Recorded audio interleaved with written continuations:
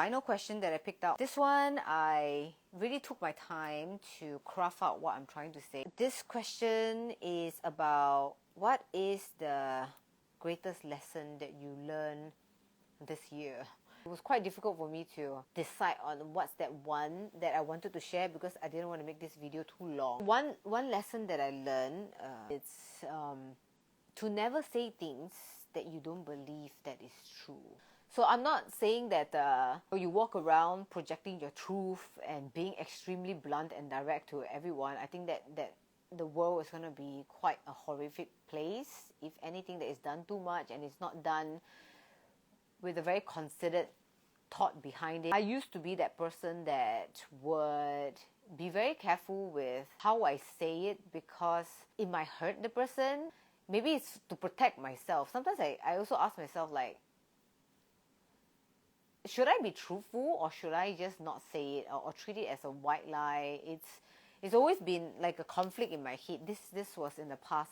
Like, you know, sometimes when you are in a conversation and then you want to say something, maybe you don't agree to it, and then you just suppress, you know, you just push back, and then sometimes you know that this is the right thing for you to say, it's the right thing for you to do, and you hold it back. You build up this resentment, you build up this thing in you that you're going to carry through, and it becomes heavier and heavier and heavier, and then I've seen it erupting on people who don't deserve it, you know. There are those people who are very, very cautious of how they make other people experience.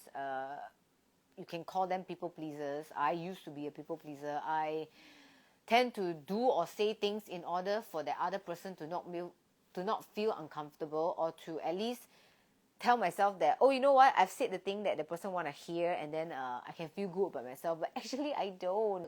There are also people around me that I'm very blessed with. They are quite honest. They have been very direct with me, and I try to learn from these experiences. I used to avoid these people who are like honest with me, and then whenever they say things like, can I be honest with you? Or like when they say, do you want to know the honest truth? Tell you things like, I have some feedback for you. You know, you instantly go into this mode of like, oh shit, like, what is it? What criticism is it now? But this is all towards your mindset. I guess when you're not in a healthy place mentally, and you unconsciously allow your past to prison you, saying that whenever somebody has something to say to you, it's like a negative thing, you will actually make it happen. Like, it's a form of manifestation because you attract what you project.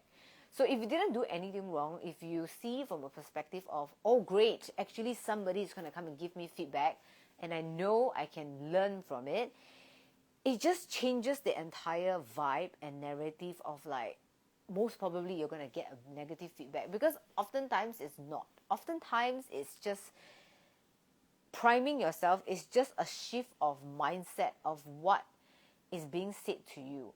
So going back to, don't say things that you don't believe is the truth. What I've learned from it is that it obviously made me more courageous. It made me more authentic and transparent. But I also have to pay the price of offending people, of making some people feel uncomfortable, or sometimes I can see that what I've said did hurt them. I've obviously went through situations knowing that sometimes I say it because of my ego. Like, I know that I'm saying the truth because I want to put them down. I want them to see things for what it is rather than living in their own world. Like, I do experience things like that, and I have admitted myself to, after I let out that truth, and then after that I felt like, wow, okay, I probably should have done that at a different time. I should have done that at a different environment. I should have maybe, you know, prime them first before I go straight into it. So there are obviously techniques to doing it. It's not just like being blunt and direct. There are those people that just go out to like hurt you with speaking the truth, and they think that it's actually a noble thing to do, but they don't know how to do it. So that becomes like, you know, it has this bad rap of like people not wanting to be truthful.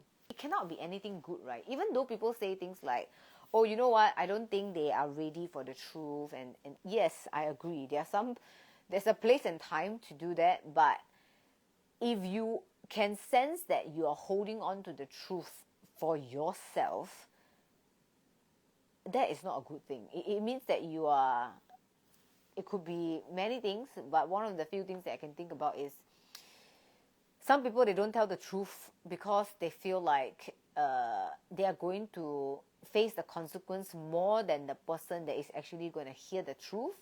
They don't want to take full accountability and responsibility for it. And then a second possibility is obviously the person doesn't want to go through the kind of turmoil and conflict or tension after the truth is being spoke out, being given out. And then obviously there's the ego part.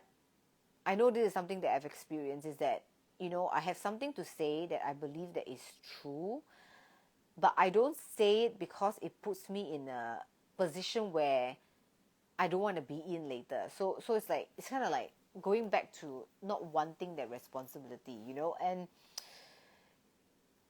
I know it's a debate. I know it's not something that it's very easy to do, which is why I say it's a deep lesson for me, because I'm still practicing it. So right now, what has worked well for me is that because I went along with it, I applied it. I obviously failed in some areas. I was able to see like, oh, actually this is what happens when you speak the truth, and why it worked and why it didn't work. It's the whole adventure that you're going to get for living and speaking your truth. Like, when you actually speak your truth, you're going to find out what's going to happen. Like, there's so many things in life that you cannot predict.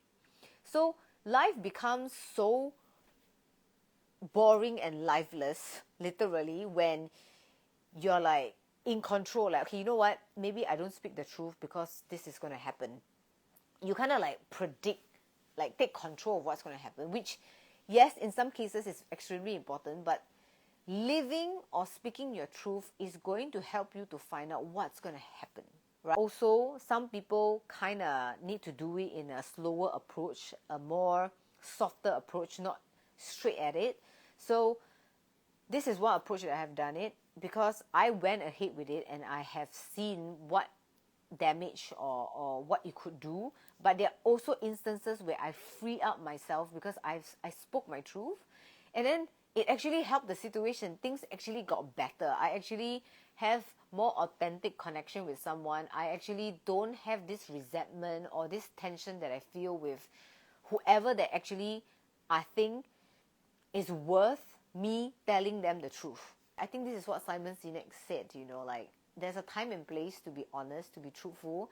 It's during moments like this when you can see your friends actually excited, they're in the moment, and you know that you're about to say something that is going to change their mood. Wait until that they, you know, their enthusiasm is down, there's not so much of these happy hormones, and then you actually do your part as somebody that cares for your friend, and find the time to call them and say, hey, you know what, how are you feeling, you know, about the performance that day.